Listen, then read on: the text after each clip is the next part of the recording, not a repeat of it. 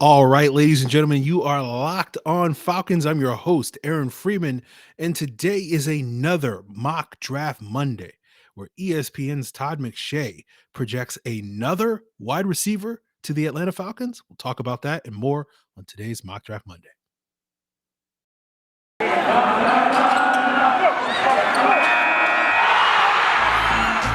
You are Locked On Falcons, your daily Atlanta Falcons podcast. Part of the Locked On Podcast Network, your team every day.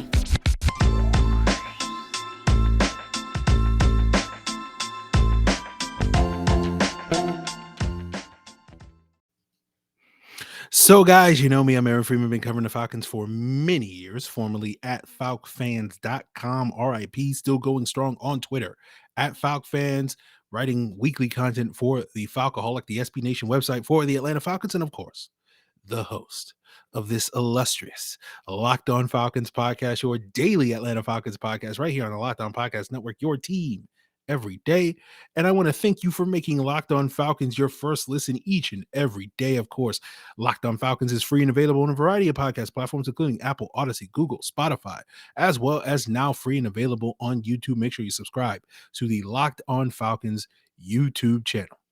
So today's episode, we are continuing our mock draft Monday, our second of the offseason. We got 9 more to do this offseason. So we do what we do. We look at a mock draft that came out over the last week and we break it down. In today's episode, we're going to be breaking down Todd McShay's Wednesday mock, where he had the Falcons selecting USC wide receiver Drake London. And we'll talk about what London brings to the table for the Falcons, why I like Drake London more than I like the previous wide receiver that we broke down on last week's episode, in Arkansas wide receiver Treylon Burks.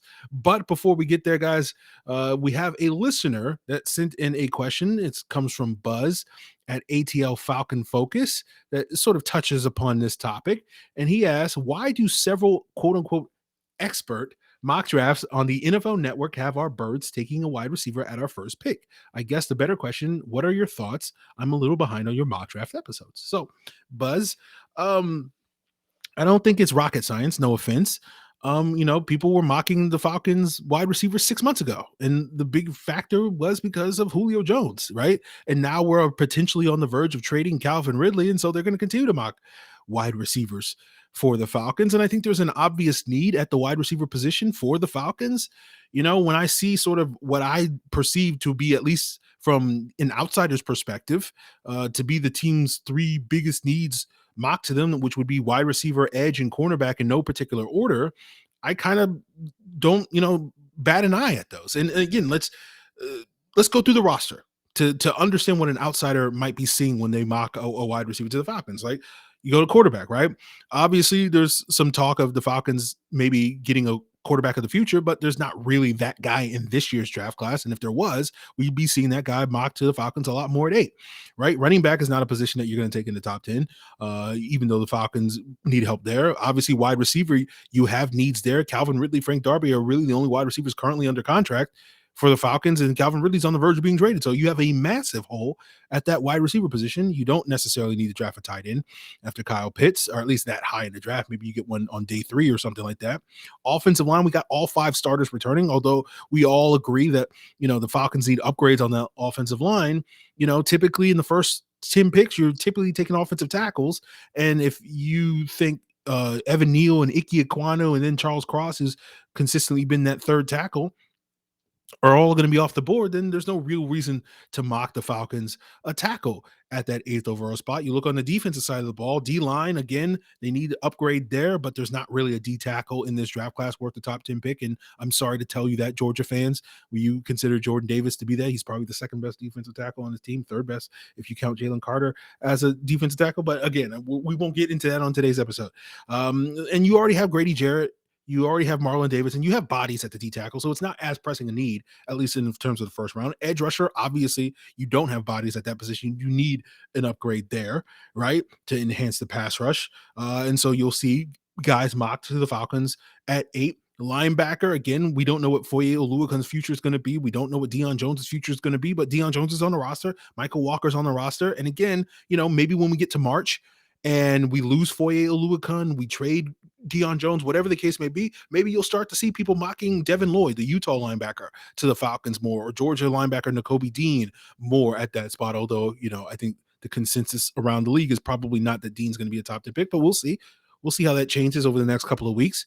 But right now, that's not going to be considered a pressing need to all these experts, right? And then you look at cornerback, of course, you got AJ Terrell, but outside of that, you don't have any other guys on the roster, right? I mean, under contract, right? Other than Darren Hall and Avery Williams. So you need bodies at the cornerback position and safety. If Kyle Hamilton's not there, you're not taking a safety in the top 10, and you already have Richie Grant and Jalen Hawkins. So you have bodies there. So when I see a mock draft that has the Falcons taking a wide receiver, a corner, or an edge, like, I don't sit here and go, I don't understand why they keep mocking these players to us. Because again, when you go back through history and you look at top 10 picks, and I can't remember the exact parameters when I looked this stat up a couple of weeks ago, whether it was 5 years or 10 years or what, I think it was 10 years, right? But if you look at all top 10 picks over the last 10 years, it's something like 72% of them, or whatever, maybe it was 5 years, but 72% of them are quarterbacks, wide receivers, offensive tackles, edge rushers, and corners. Those are the 5 premium positions that typically go in the top 10.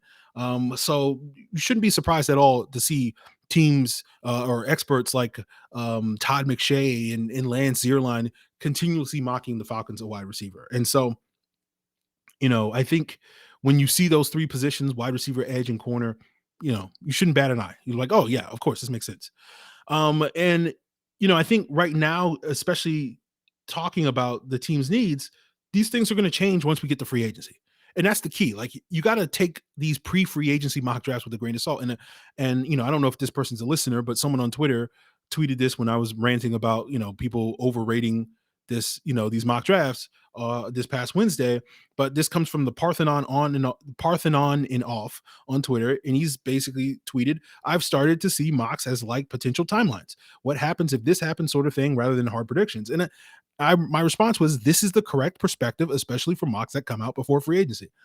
And so, I think that's something you got to keep in mind, guys, that you got to take these mock drafts, particularly at this point in the calendar, any mock draft that comes out before, say, March 25th, with a grain of salt, because it's just basically one potential possibility out there in the world of endless possibilities. But we'll talk about one specific of those possibilities, and that will be Todd McShay's mock of Drake London, the USC wide receiver, to the Falcons at 8th overall from this past Wednesday. And I'll get into why I kind of like Drake London a little bit more than Treylon Burks, who's widely considered by many to be the perfect fit for the Falcons if they do wind up going wide receiver at the top of this draft. But I'll give you the reasons why I think Drake London might be just a little bit better. And we'll get into that as we continue today's Locked On Falcons episode, guys. But, it's a new year, means new mocks, new year's resolutions, all that sort of stuff. But even though we haven't gotten into the true heart of mock season, we are in the heart of the season where everybody's already given up on their New Year's resolutions. And if yours was to eat healthier, you probably failed that because you didn't include Built Bar as part of your plan. Built Bar is the protein bar that tastes just like a candy bar. And the reason why Built Bar will help you stick to that New Year's resolution of eating healthy, because I know a lot of people, I've been on diets before in the past, and you get tired of eating the same old thing. And Built Bar adds some variety with the various flavors that they come in. And not only Built Bars taste good, but they're good for you. They're low in sugar, calories, and carbs, high in protein and fiber. So add a Built Bar to your diet or whatever the case may be.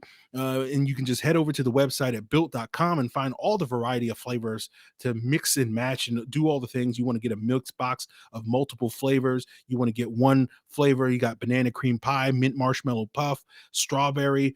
You got salted caramel, coconut almond, peanut butter brownie, so many flavors. So go check them out for yourself at built.com. And when you do, use the promo code LOCKED15 and you'll get 15% off your order. That's promo code LOCKED15 for 15% off at built.com.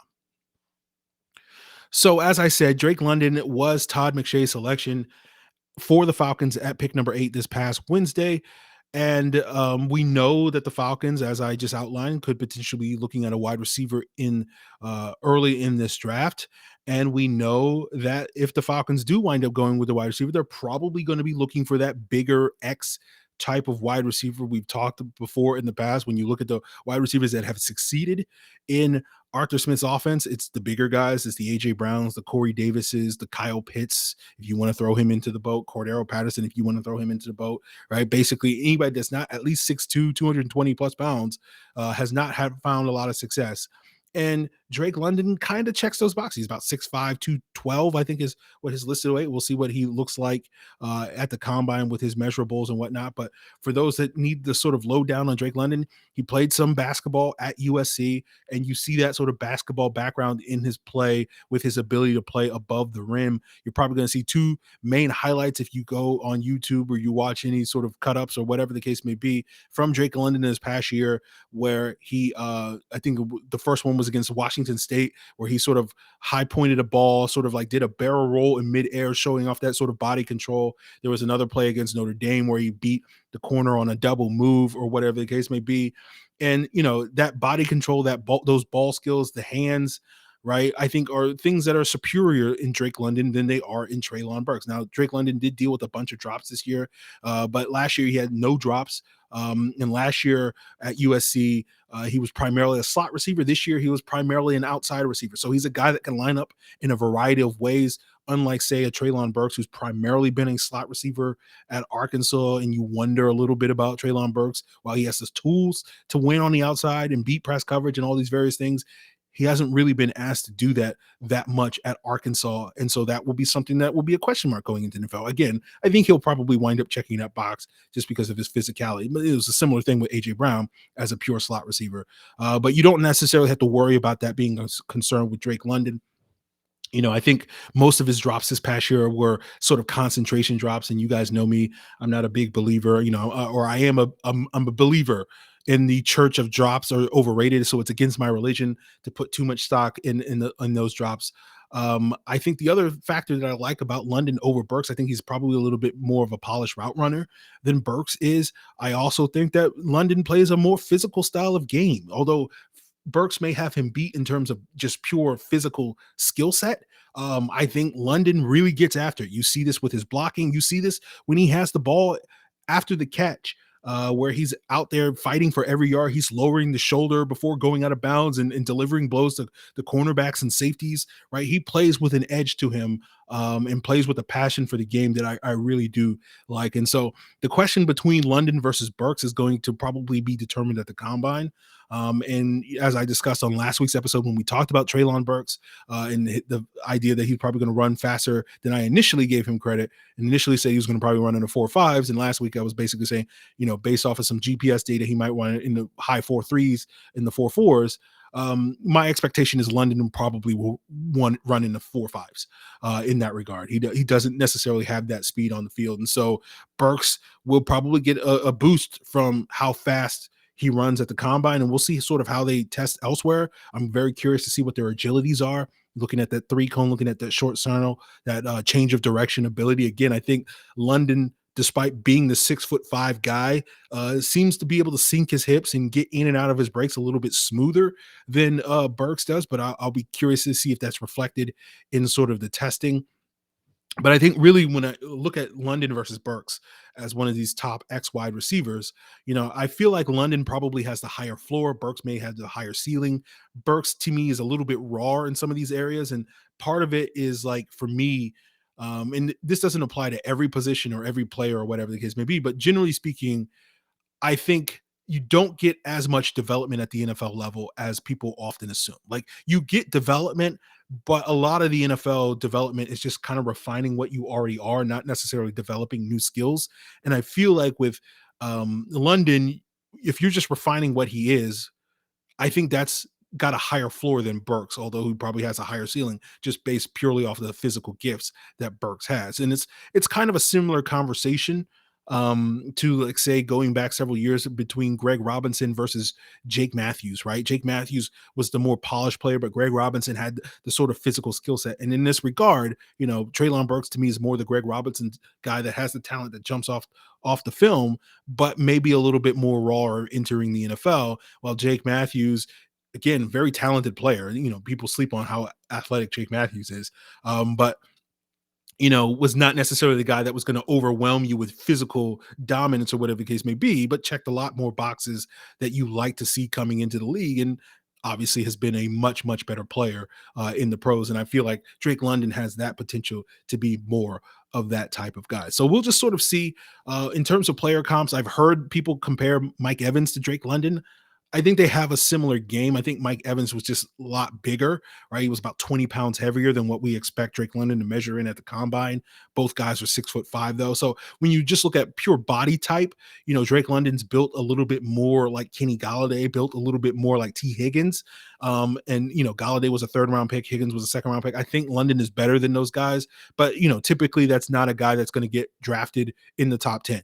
Right. And it goes back to a conversation we had last week about a lot of these guys that may be projected to the Falcons at the top of the draft may in a typical draft be more of mid to late 1st-round picks. And we'll sort of get into that coming up. But I do think London is better than Galladay. I do think he's better than Higgins, particularly Higgins, better at separating in coverage than Higgins, in addition to that ability to win above the rim. So he doesn't necessarily need to have to get great separation skills, but I think he does do that a little bit better at the collegiate level than some of these other guys coming out that were purely just, I'm a big guy and I'm going to win above the rim. So I like that for Drake London, but that is going to leave it there for our Drake London conversation. And we're going to get into another listener response to last week's Mock Draft Monday, talking a little bit more about why I wasn't as excited about the possibility of taking Treylon Burks, or as excited about the possibility of taking, Drake London at 8.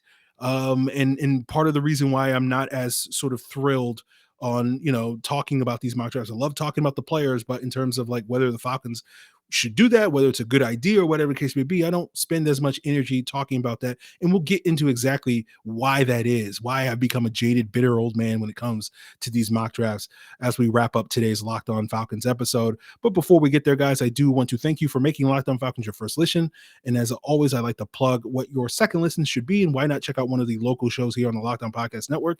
Go checking out the Locked On Hawks podcast hosted by Brad Rowland, and you can find Locked On Hawks available on all the same podcast platforms that you're listening or watching Locked On Falcons. So just because football season is over doesn't mean that you can't get in on this wagering action by going to betonline.net and betting on basketball. Basketball season's in full steam with college and pro hoops, and it's not just football or basketball, because betonline.net has you covered with hockey, boxing, UFC, Olympic coverage, and your favorite Vegas casino games. BetOnline.net remains the number one spot for all your sports betting needs. So head to the website today or use your mobile device to learn more about the trends and action, whether you want to bet on the latest odds, totals, player props, you want to make futures bets. If you're still hankering for that football fix, by all means, guys, you can still bet on who's going to win the Super Bowl next year at betonline.net. BetOnline, where the game starts. So this last section of today's episode may involve a little bit of a rant from me, so I apologize in advance if that is the case, but it comes in response to an email I got from Jim. He says, with the 8th selection in the 2022 NFL Draft, the Atlanta Falcons pass. The Falcons will not be selecting anyone in this year's draft because they might get hurt, do not measure up to the players selected last year, and or are just not exciting enough. Nice going, Aaron. Keep that deep-rooted pessimism coming. What great entertainment from Jim. Now, Jim is known for busting my balls when it comes to these emails, so that's probably what he's doing here. But he's not the first person that had a negative reaction to last week's Mock Draft Monday, where a lot of people came away from it, getting a sense of pessimism. And I apologize, guys, if that's what you got from that. I was trying to explain why I don't get as excited about the draft, and I will continue to explain that on today's episode. But essentially, if that came off as negativity and pessimism to you, the point I was trying to express in that episode was more that like one player is not as important as I think we like to pretend it is, right? And I tried to explain several ways where that was the case on last week's episode. And, we did an episode following up that episode where a listener asked me about what would be different if Aaron Donald had been drafted in the first over Jake Matthews back in 2014. And my response, I think the listener was probably fishing for the idea that like the world would have, tilted back on its axis and all would be right. But in reality, it just would have probably meant the pass rush would have been better and the offensive line would have been worse. And I don't know if it really makes as much of a significant difference, right? When it comes to having a good offensive line, you need 5 to 7 good players, right? For a good pass rush, you need 5 to 7 good players. And it's not just one guy that makes or breaks those things.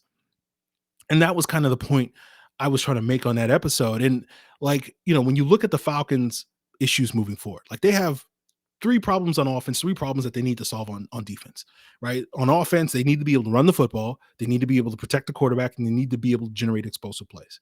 On defense, they need to be able to rush the quarterback. They need to be able to stop the run, and they need to be able to cover guys, right? And the point is, one player isn't going to magically fix any one of those problems and certainly not multiple of those problems. We like to pretend that these guys are saviors. Oh, we draft this guy, we sign this guy, all of these problems go away. And it's one player can make a dent in one of those problems, but probably is not even going to solve one of those problems, right? You take, for instance, Julio Jones, right?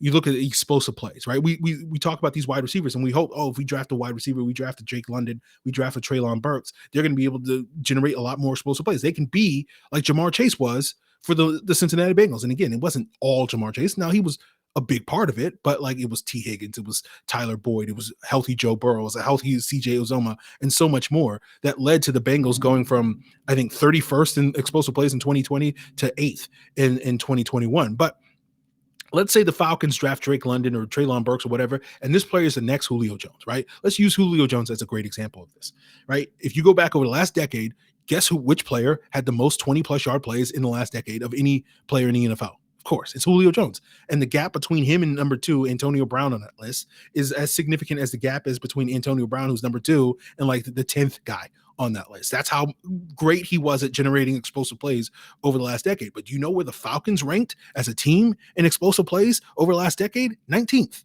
Guys. And the only 2 seasons I recall where they were top 10 in the league in explosive plays generated were 2016 and 2018. What did they do in 2016 and 2018 that they didn't do in the other 8 years, right? Or the other 7 years that they had Julio Jones?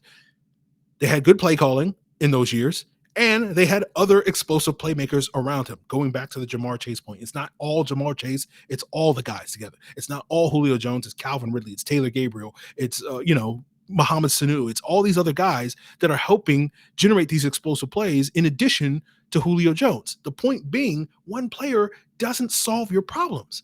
It's a team sport, guys.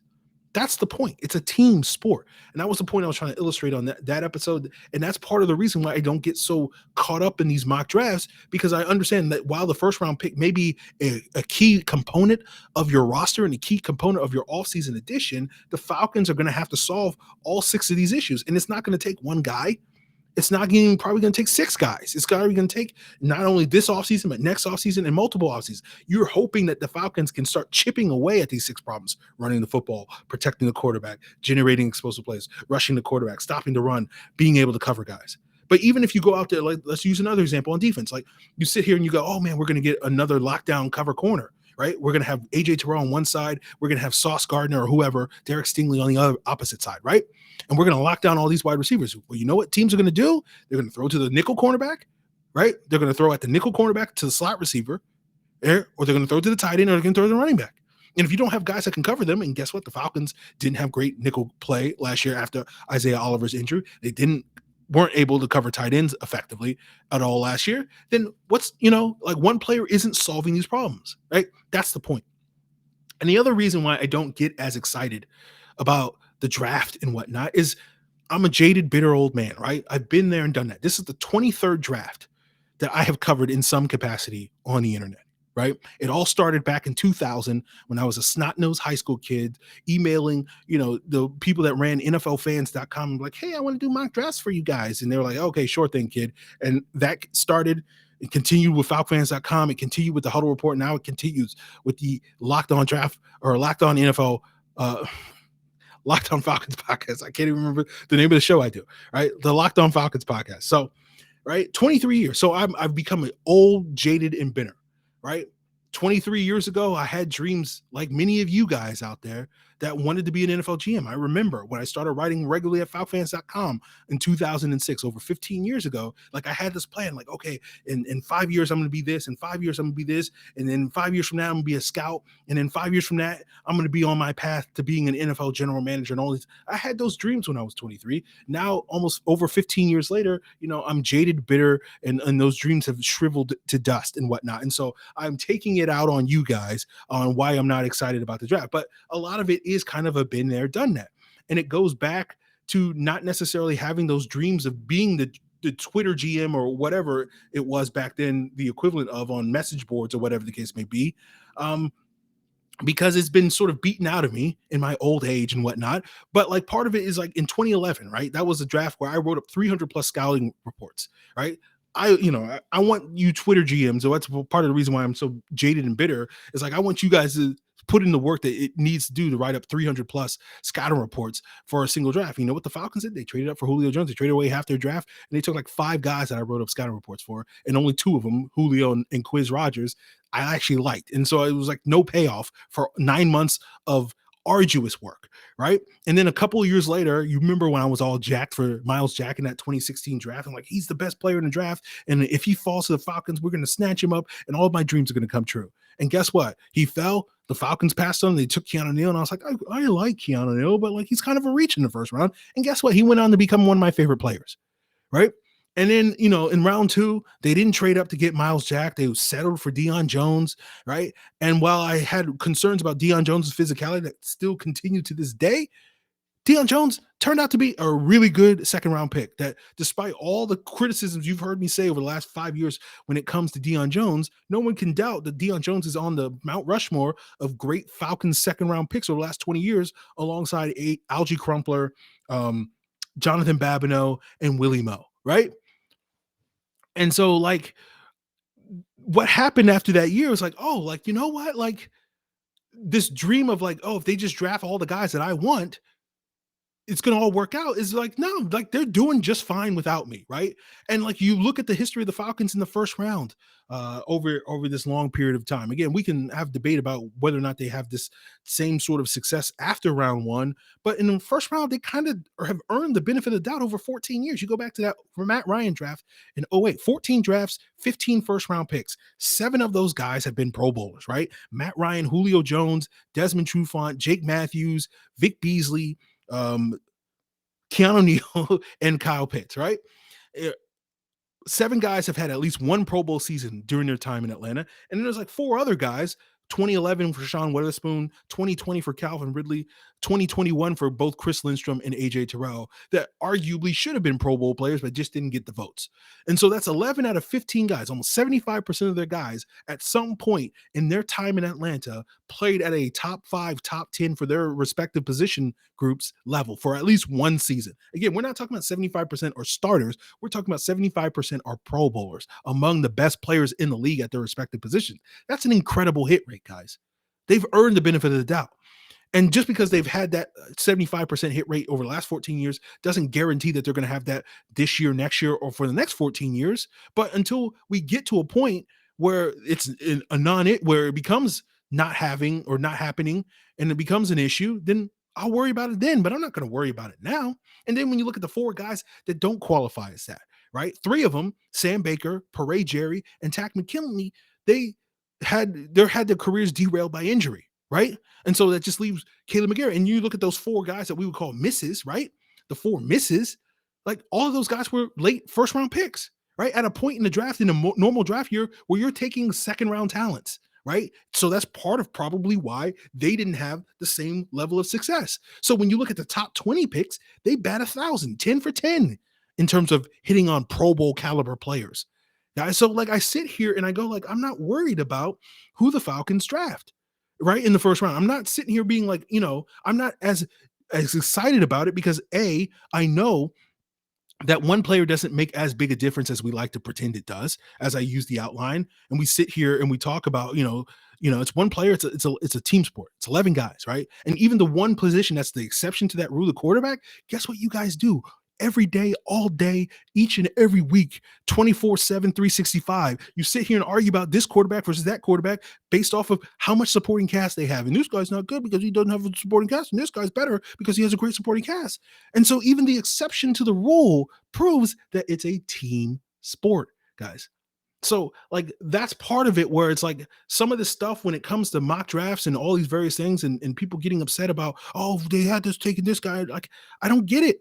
I don't get it, guys. But like, I get it from the standpoint because I used to be like you. I used to be the guy that thought that he was going to be the great general manager one day and sits here and lives that fantasy life of like, hey man, if they just follow my mock draft simulator, right? You know, some people are in the mock draft simulators, some people are furries, whatever floats your boat. Again, I'm not going to sit here and judge you. Whatever gets your rocks off and that lives in that fantasy world where you can pretend to be a great general manager, then do you.